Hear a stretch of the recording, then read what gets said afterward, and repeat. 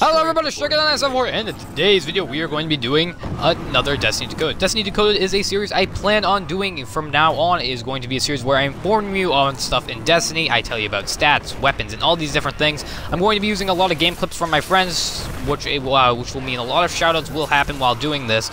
So, without further ado, let's jump into today's video, which is going to be the subclasses. We're going to be reviewing each subclass for each character. There are a total of 3 characters and 6 subclasses. Without further ado, let's jump into our first character of the day, which is the Hunter. The Hunter has 2 subclasses. Then they're going to be the Gunslinger and the Blade Dancer. So, if you don't know how I'm going to do this, I'm going to split it up in a way that I'm going to review a first subclass, then the second subclass, tell you which one is better, and give you some tips and tricks on how to use those subclasses.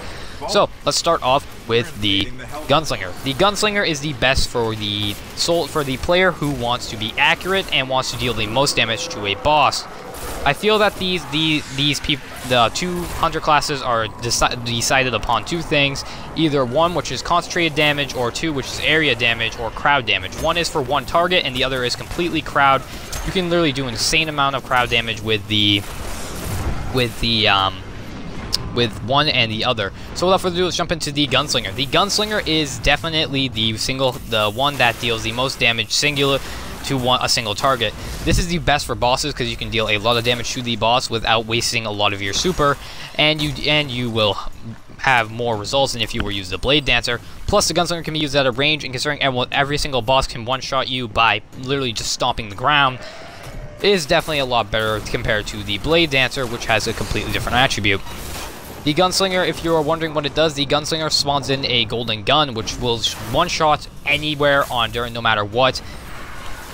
And it is always a one-shot, no matter what their defense is, unless they are using the Sun Singer's ability. In that case, it will take 2 shots because they will barely survive it. That's really all for the Gunslinger. There's nothing really more except for some tips and tricks, which I'll review after I review the Blade Dancer.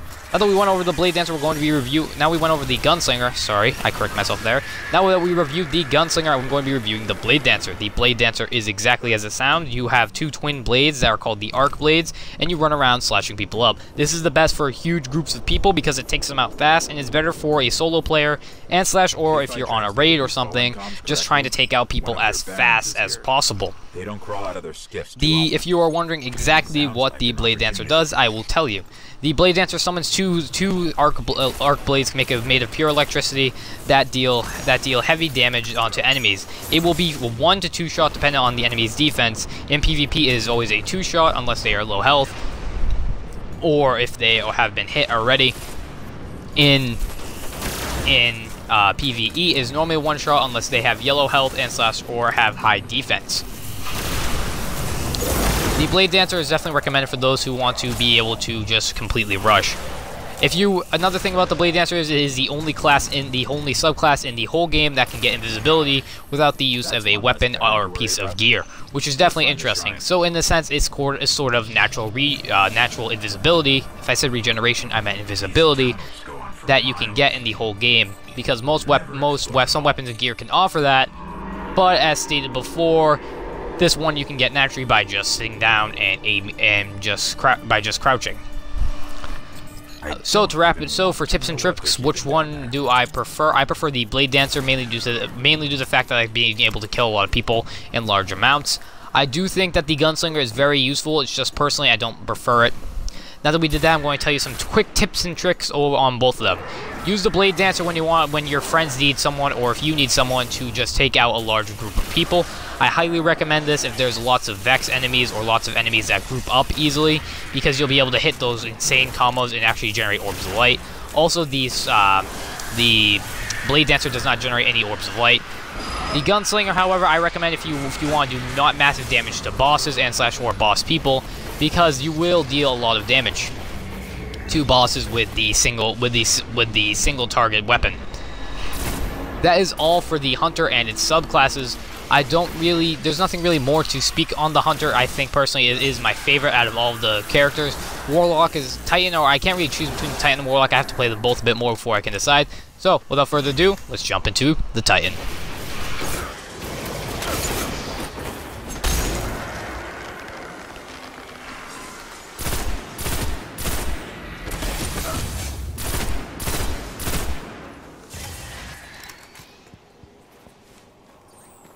mainly due to the fact that I only have one character in this game, and I haven't gone around to making any others yet. I do have another. I had to make new characters for both the Warlock and the Titan. However, I did try and get through it, so I'm going to make this rather quick. The Titan is the heavy tank of the characters, and its two subclasses go as follows: the Defender and the Striker. I prefer Defender over Striker, that's just my personal opinion. Even though my name is Striker, I don't like the Fist of Havoc. I find it kind of, while powerful and useful, I much rather would have the Defender, which is more of a team skill than a kind of a solo skill. Anyway, without going any farther, I'm going to explain both subclasses of the Titan. The Titan has two subclasses, as stated before: the Striker and the Defender. The Striker has the well-renowned and well-known Fist of Panic, while the Defender has the Bubble Shield, the Halo Bubble Shield. Essentially, that's what it is. First, I'm going to review the Striker, so without further ado, let's jump in. The Fist of Havoc will always be a one-shot and is always a one-shot unless they are able to move out of the way in time or able to jump. In that case, it may take 2 hits, but anything inside the Fist of Havoc's explosive range will die. And this is truth. Anything in its explosive range will die. Absolutely anything. No matter what it is, absolutely everything will die in its explosive radius, which is quite insane. If you top this with a couple other perks, you can make your explosive radius larger and do a lot of damage. I would say that Striker is definitely the best for PvP, mainly due to the fact that the Striker is a godsend at it, and is able to destroy people very well in PvP.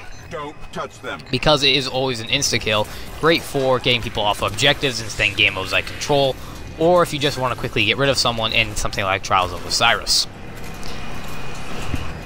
As for the team player, there is a skill for you. It is called the Defender, and this is my preferred. This is more for the raid-playing, grinder style person. And if you want Duke and to love you, you'll run this class. So, what does the Defender do? It simply allows you to place down a bubble shield when for your special ability. Sounds pretty simple, right? The bubble shield is a one-way shield, meaning that nothing can get in or out, that you can get enemies and you can get in and out, but bullets cannot get penetrated. It's essentially the bubble shield from Halo. This being a Bungie game, I understand where the idea came from.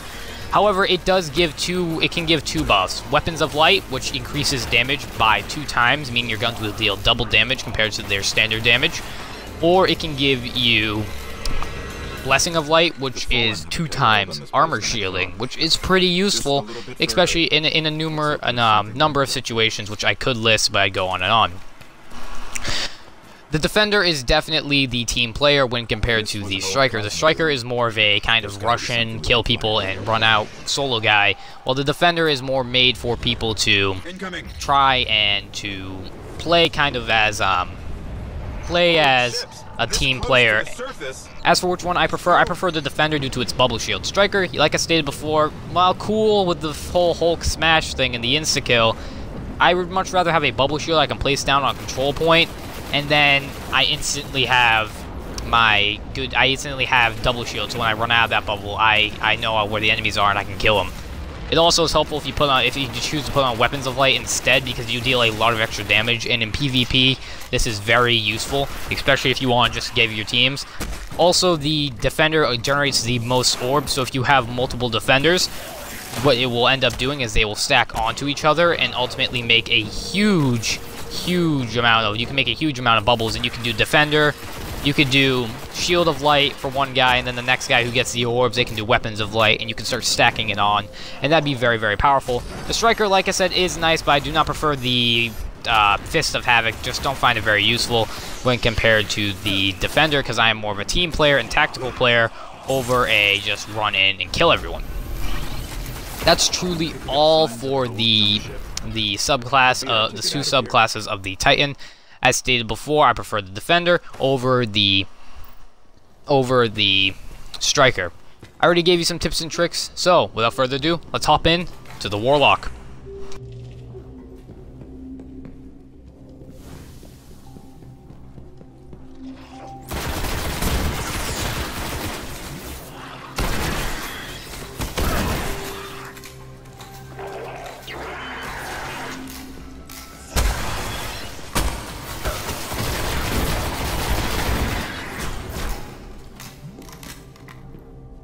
There's a ship.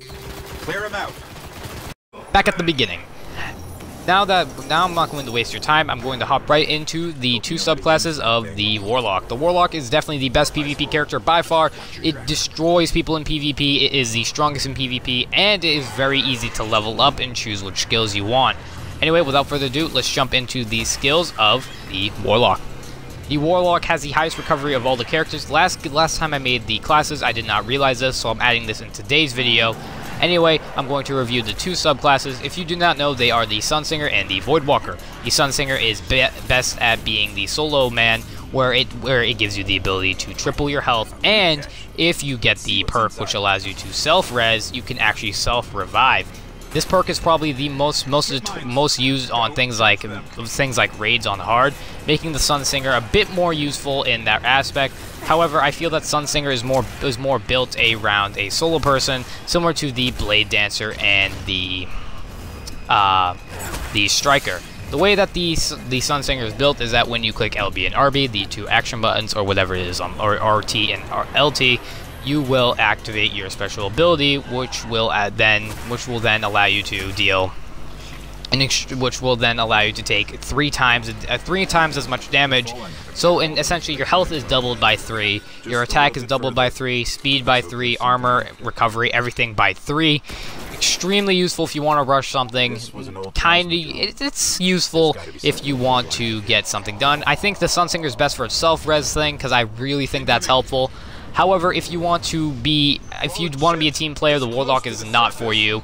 The Defender is definitely the best choice for a team player. Both these classes are more of a solo person. The Voidwalker is definitely the best at PvP, in my opinion, mainly due to its ability, the Nova Bomb. The Voidwalker's ability, as stated before, is the Nova Bomb, and it's pretty self-explanatory. It is a giant bomb that completely obliterates, and when I say obliterates, I mean obliterates the enemies. I was using it in PvP earlier, and I was able to get quite a few kills with it. If you are skilled with the Nova Bomb, you can make short work of people and completely destroy people, compared to if you were to use the Sunsinger and just use your straight-up buff. If you upgrade the Nova Bomb in a specific way, you can shoot 3 projectiles out of it, or you can get a bigger blast radius, and you can completely destroy people. Now, I know what you're thinking, why not the Sunsinger? I would use the Sunsinger only if I want to self-res. That would be the only time I would personally use the Sunsinger. Otherwise, I don't really see a reason to use the Sunsinger. I prefer the Nova Bomb because I like being able to deal a lot of damage with my Warlock. I feel the Warlock's more of my offensive guy. Kind of like how my Titan's my defensive guy and my Hunter is my agility guy. So, what are some tips and tricks for these two classes? If you're going to be using Voidwalker, definitely be more of the attacker on your team. Try and hit the bosses with your Nova Bomb, or if you want, you can clear out enemies around your teammates with Nova Bomb. If you're going to run the Sunsinger, I would use, if you're doing rage, use the self-res skill and just keep yourself alive. Especially if you're doing it on hard, this is extremely helpful skill. Probably one of, if not the best skill to use for self-res, for being able to kill people. And if you want to be more of a destructive, kind of kill everyone person, use Voidwalker, because it is kind of good on raids, but if you're going to do raids on hard, I suggest doing Sunsinger. So to wrap it up, which one of these is better in PvP? That'd be Voidwalker. In PvE, I'd recommend Sunsinger. Unless you are really, really good with Sunsinger and you actually prefer using it in multiplayer. That's true in PvP, which is truly up to you. That's all for today's video. If you did enjoy, please like and subscribe for more content. I plan on doing more Destiny stuff in the future. I'm going to switch over to AW for a bit, COD for a bit more. I'm really just kind of waiting out for Black Ops 3, and I got into Destiny recently when I was just messing around in it, and I realized how fun the game can actually be. Anyway, if you did enjoy today's episode of Destiny Decoded, please like and subscribe for more. Next episode will be on Atheon's epilogue and then the last word. So, without further ado, goodbye.